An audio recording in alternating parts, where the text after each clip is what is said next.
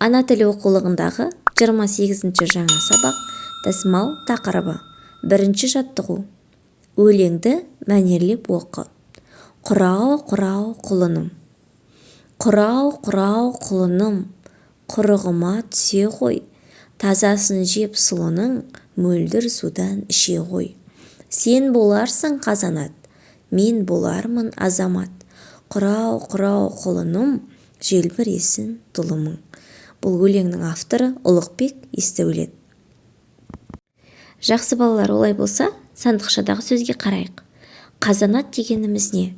Қазанат ұзақ жолға шыдамды ірі атты айтады екенбіз. Балалар, өлең не туралы айтылған өлеңде?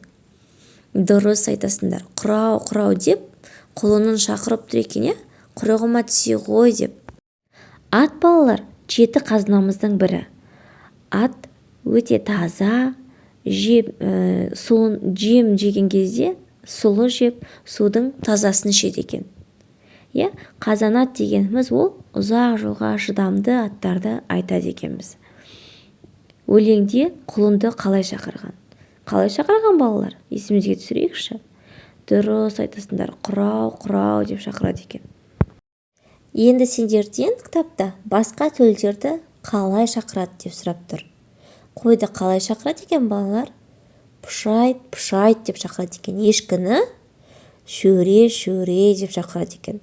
Түйені көз деп шақырады екен.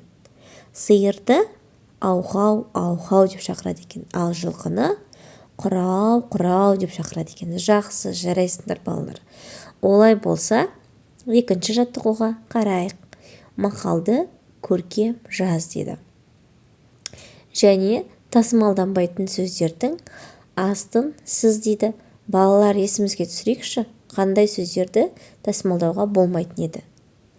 Дұрыс айтасыңдар, бір буынды және бір ғана дауысты дыбыстан тұрып буын құрайтын сөздерді біз тасымалдай алмайды екенбіз.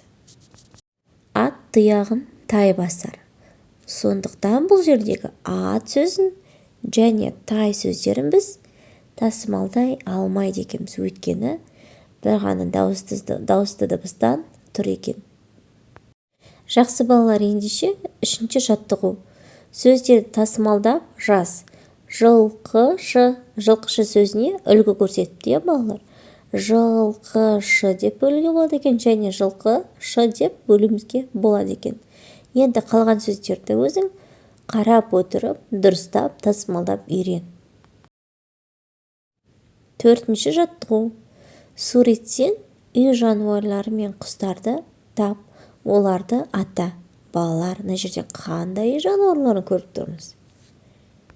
Дұрыс айтасыңдар. Түйенің, сиырдың, қойдың, ешкінің, құлынның, үйректің, тауықтың, қораздың суреттерін көрдік.